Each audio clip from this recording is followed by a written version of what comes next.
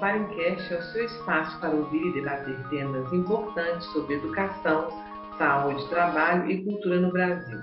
Essa é mais uma realização da Parimpar, editora independente. O assunto de hoje é nutrição afetiva.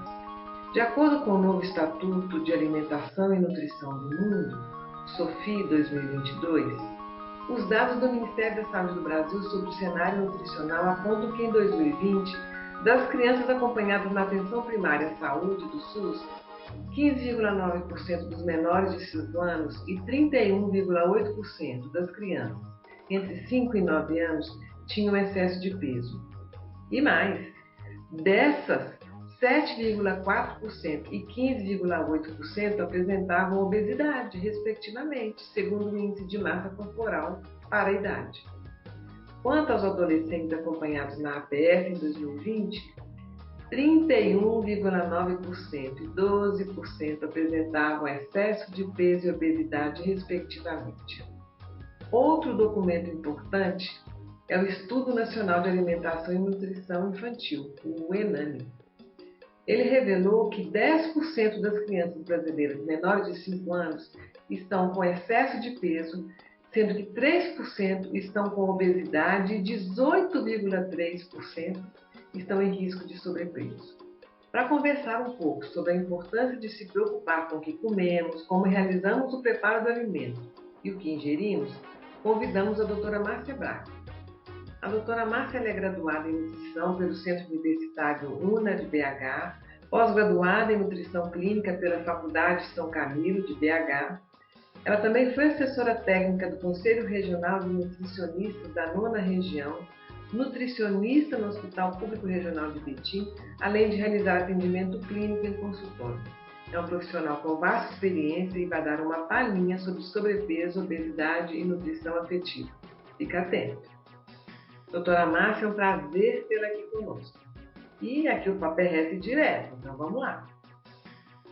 Patrícia, quero agradecer o convite e dizer que me sinto muito honrada em participar desse momento, tendo em vista que o assunto é muito importante, que a alimentação é algo imprescindível a todo ser vivo. E primeiramente eu gostaria de explicar o que é alimentação afetiva, né? Que é aquela escolha e predileção por determinados alimentos, por mais simples que eles sejam, né? E normalmente eles são simples, e que nos remetem, né, a uma lembrança de um momento agradável. Doutora Márcia, arroz com batata frita, sandubão com bastante ketchup, mostarda e bacon, pizza, churrascão com muito samba no pé, aquela cervejinha estupidamente gelada. Podem ser relacionadas no grupo de alimentação afetiva? Normalmente, a comida afetiva, ela é bem individualizada, porque, né, cada indivíduo vai ter em sua memória aquele ponto de lembrança, né, e de satisfação. Por exemplo, o arroz da mamãe, né, o bolinho de chuva da avó, ou mesmo aquele doce que a gente comprava na padaria da esquina quando ia à escola. Então, tudo isso nos trazem na memória algumas lembranças que remetem ao prazer. O jovem brasileiro está ficando obeso, segundo o relatório da ONU. Então eu pergunto, como conduzir a nutrição do país com tantas disparidades com a proposta de nutrição afetiva?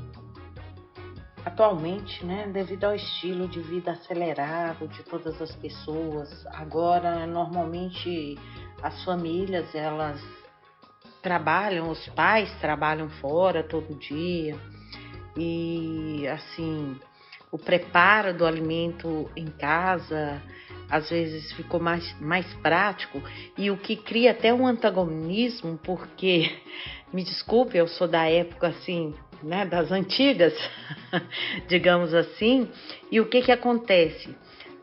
Eu sou da época que a gente tomava o café das 4 horas, assim, em casa, com a mãe, a avó, né? Normalmente as mulheres não tinham tantas atividades quanto hoje. Eu digo antagonismo porque, né? Elas não tinham máquina de lavar, elas não tinham fralda descartável, micro-ondas e assim, tudo ao seu tempo, mas também elas não tinham aquela atividade extra, né? Fora do lar às vezes, mas eram diversas atividades dentro do lar. O que nós vemos hoje? Normalmente as famílias não fazem a refeição juntas e isso assim dissolve bastante essa afetividade. E além do mais, o que eu posso também observar, né, é que muitas das vezes as pessoas, devido a essa aceleração, né, Hoje em dia ninguém tem tempo para nada, é um corre-corre. Elas não têm mais paciência, até mesmo assim para ofertar uma alimentação adequada, aí acaba comprando coisas mais práticas, né, trazendo os fast foods para dentro de casa e também assim, muitas das vezes envolvendo as crianças nas mídias digitais, né? Como eu já pude observar em muitos locais, restaurantes, que às vezes a gente vai e tudo, os pais muitas das vezes colocam o celular na mão do filho para ele ficar ali quietinho e vai enfiando a colherzinha na boquinha dele e assim, ele vai comendo sem ver nem o que está ingerindo. Então assim, sem esse afeto, sem esse cuidado, e aí o que acontece? O que eu vejo hoje é realmente, dentre essas mudanças, a coisa vai se agravando, porque aí a alimentação ela vai ficando aquela coisa muito automática, né? E aí, com isso, vários estudos, né, científicos e pesquisas, a gente já pode ver que esse aumento de obesidade, tudo, são as escolhas erradas, sabe? Mas erradas porque isso já foi inserido desde a infância de forma errada, né? E conscientizar esses pais sobre a importância desses momentos de estar socializando com os filhos na hora dessa alimentação, porque é um momento, né, que vai haver ali uma troca, gerar um prazer realmente alimentar, né? E aí fazer assim com que essa criança se torne um adulto, um jovem mais saudável, podendo ter escolhas melhores no quesito alimentação. O afeto, nestes momentos, vão refletir as escolhas futuras. Então, fica a dica aí, né? Principalmente aos papais.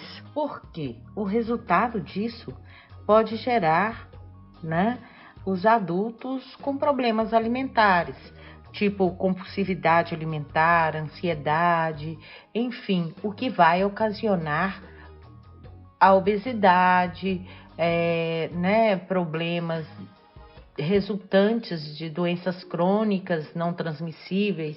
Quando é que o pisca-alerta do Semancol acende e se deve procurar ajuda para solucionar os problemas de sobrepeso? Ok, é importante saber que nós temos dois tipos de fome. A fome física, que é aquele momento em que eu sinto a necessidade de me nutrir, me alimentar, né, para ter energia. E a fome emocional, que é aquela fome ao qual a gente fica procurando alimentos, né, aquela balinha, abrindo a geladeira toda hora, e a gente não sabe muito bem o que quer, e vai buscando se encher de algum alimento para tampar aquele vazio emocional, aquele buraco, né, existente que a gente quer suprir com os alimentos e a gente nunca consegue se saciar. Na fome física, a gente sente saciável logo depois que ingere o alimento, mas na fome emocional, já ao contrário. Quanto mais se come, mais se procura um alimento para trazer prazer, satisfação, para realmente a gente suprir, né, aquela carência momentânea. E a gente nunca consegue ir sozinho, é muito difícil. Então, este é o momento de procurar ajuda, de procurar um auxílio profissional, seja de um nutricionista, de um psicólogo, para que a gente possa reconhecer, né, esses momentos. Então, o momento de procurar ajuda realmente é este. Doutora Márcia, muito obrigada. Nós agradecemos a você também que nos acompanhou neste bate-papo qualificado e cultural. Agora, doutora Márcia, deixa aqui os seus contatos para quem queira conhecer e acompanhar o seu trabalho. Patrícia, mais uma vez, eu que agradeço o convite. Estou às ordens, né, para tirar algumas dúvidas de quem precisar. Os meus contatos são o e-mail marciabraganutri@gmail.com ou o WhatsApp DDD 31 99744 9935. Estou às ordens para o que precisarem. O Parincast é uma realização da Parimpar, editora independente. A apresentação é da editora, educadora e escritora Patrícia Costa, ou Patiluque.